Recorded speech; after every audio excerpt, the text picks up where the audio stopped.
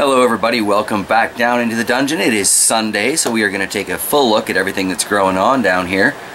The 2018 outdoor gardening season is definitely rapidly approaching, and I'm starting to feel like I'm a little behind on a few of the things that I wanted to take care of.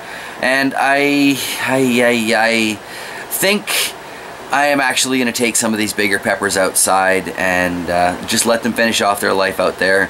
Like I said previously, I'm really hesitant to bring peppers back in again after everything I've been through with the aphid wars. I finally have it kind of under control right now, and I feel, you know, just bringing peppers back in at the end of this season is going to introduce far more risk and potential problems than I really want to be dealing with. So that's a bit of a painful decision, but at the same time, I've got a great opportunity to rearrange things down here in the basement.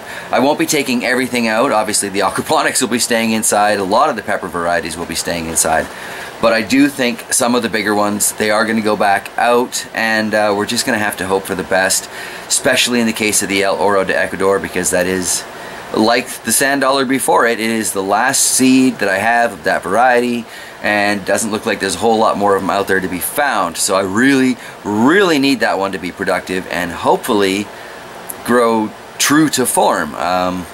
So I'm not quite sure how I'm going to guarantee that outside, but I do want that plant to get as much light and growth and productivity as it possibly can. So yeah, it's going out. A lot of the stuff in the aquaponic garden is now already outside, because mostly it was little cups of kale in here.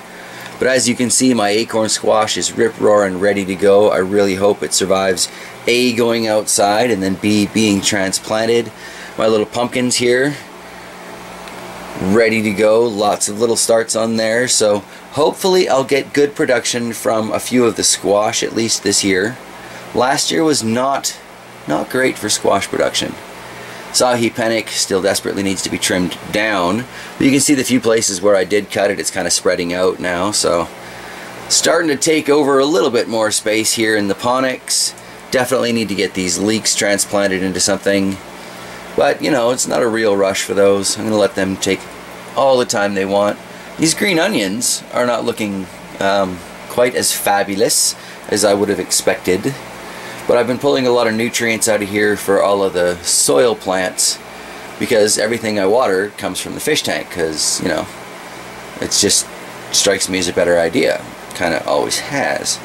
A little asparagus here. This poor thing has been in this cup for, what, 2 years? 2.5 years? I keep saying I'm going to transplant it, and yet it still suffers. I don't know. Here we've got those anchocha cucumbers. Only seems to be one of them that's still alive, so I might need to replant a few of those. It's got plenty of moisture, so not quite sure what happened there. But that is, you know, the nature of life in the garden. Down here we got the aphid disposal team over there. A few things going on here. This rosemary, such a tiny little thing when I first put it in here, but it is definitely doing well. I'm not quite sure about taking that outside either. That does have an overflow at the bottom, so if it rains it's not going to flood too bad, or at least it'll only be temporary if it does. But I don't know. It'd be nice to have the outdoor productivity. It's nice to have it inside as well. So decisions. Got some issues going on over here though, which is part of why I'm thinking maybe these will go outside. Let me turn off the plant light here, get a proper spectrum. The sugar rush that was coming back so nicely, the leaves are all incredibly limp now, and it's again, it's not a moisture issue, so I can feel the moisture in there, but it has gotten kind of chilly down here as the humidity in the dungeon has been going up, which I knew would happen as things melt and thaw outside. The moisture level in the surrounding soil goes up, the humidity in our dungeon goes up. So, sand dollar's coming back nicely. Thinking about taking it outside to let it finish off its life. You know, if Rob can take those monsters outside, I can do it. I can bear it. And this El Oro de Ecuador, oh, I would so like to keep it down here and keep it safe, but at the same time, I want to just see what it's capable of as a second-year pepper. So, it's probably going to go out. It's probably not going to come back in.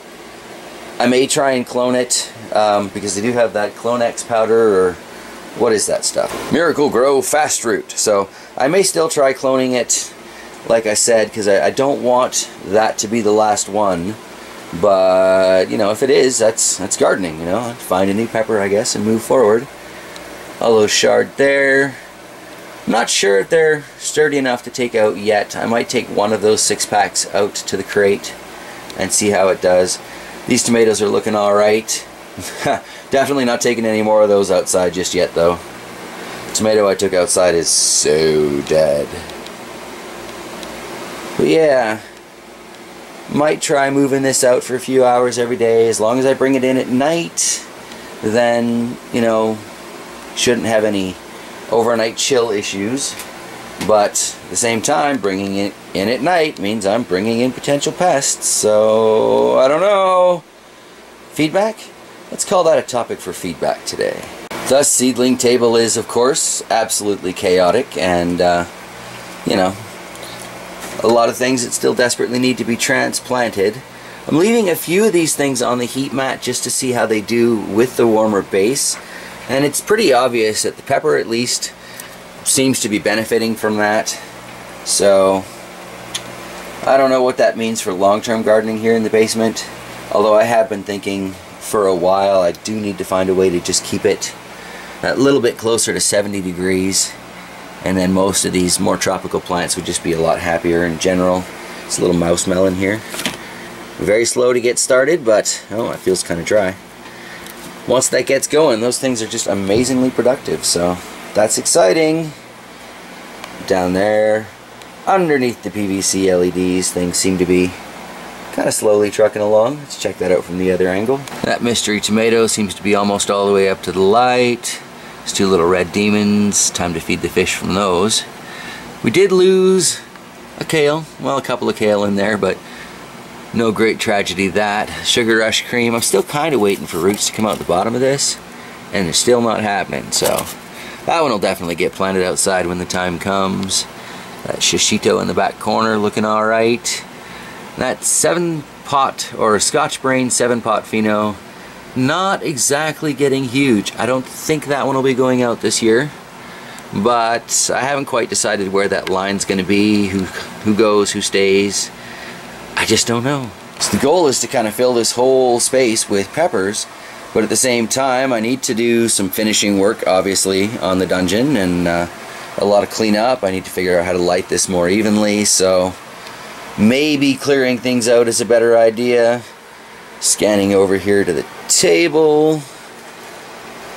Oh, my babies. All of my little babies. There's another red demon. It's doing alright, I guess. Again, we've got a major aphid situation going on there. Starting to get some roots coming out the bottom, but not quite enough for me to throw it into a coffee can yet. A lot of struggles. I've lost a few more pepper seedlings over the week. That ahi hab has never really looked good, but it's still alive, so I just don't know. However, not still alive, the Grandpa's Siberian home, it was one of the first ones to go into a chicken bucket, is no longer with us, and that's 2 out of 3 of the chicken bucket plants that haven't made it, so I'm not quite sure what the deal is there, but definitely going to phase these out, because coffee can ones, I mean, look at that. It's doing fine. That one's doing fine. It's got a little pepper bomb on the bottom. It's got a slightly bigger pepper up here. I thought I saw, yeah, there's another pepper forming up there. So even though it's a little kind of a runted plant, it's got 3 pods on it, so it's clearly doing something right. This ahi pennick here, this is the largest of the coffee can peppers, and for that I'm toying with the idea of taking it outside in a coffee can. Easy enough to keep it topped up at the bottom, and because of the handle it's easy enough to bring it back in. But I would be really curious to see what this can do with some genuine sunshine, because I know the LEDs are great and everything for indoor, but they just don't compare, do they? So yeah, thinking about taking this ahi pennick out because I have so many ahi pennicks around. Was also kind of toying with the idea of taking the super chili out. because they do so well, right? Like anybody who's grown these super chilies, they know how productive these things are. So yeah, and then the rest of it, I don't know, like this little Reaper, I'd like to grow a nice big Reaper and eventually take that outside, so this will probably stay. I guess I'll have to figure out some like size qualification. Anything larger than X goes outside, anything smaller than that stays inside for next year. I just don't know. It's Ahi Calabaza here. It's got that strange discoloration going on its leaves, but it's growing well, and it's got a nice, see if we can get that in front of something here. Got a nice root coming out of the bottom. So a good coffee can potential. It's got the sugar rush, what is this, the cream. Getting some of that discoloration going on the newer leaves there. Finally getting some roots coming out of the bottom of that one. See, now there's another one, great potential if it goes outside. I see these sugar rushes is very productive for most people. But at the same time, I've worked so hard to get this thing to look this nice. Do I want to take it out? Oh, it's killing me, killing me. Now all of these tomatoes, on the other hand, these are going out once things warm up. No question at all. So that'll be good. At least I know I can clear up a little bit of space just by getting rid of these. And of course, everything up there. So, yes. Kind of toying with the idea of taking out one or both of those coffee trees as well, just for the course of the spring and summer. Kind of see what kind of growth they get for us. But then again, you know, I'd be bringing them back inside. That would be bringing tainted soil back into the house. Brings that whole risk issue up. So, oh, I just don't know. I just don't know. I know it will be nice to get a break from all these tomatoes. As much as I love them now, they are wild and crazy down here. And I should definitely wait at least another month or two before starting them in future seasons. But now I know that for sure, and I know that I can start them that early, or this early I should say, and still keep them alive. So I mean, it's great. I'll have a fantastic start on tomatoes, but they're just so leggy and crazy. Probably too much nitrogen from what I've been reading. No big surprise. I am still fairly new to this whole fertilization game. But I'm learning, and that's part of what gardening is all about, is learning as you grow. And that's part of what I love about the gardening community here on YouTube, is we're all very supportive of each other, and we're all here to help each other learn and share our knowledge and experience. And if you learn anything from my mistakes and experiments and all this stuff on the channel here, great.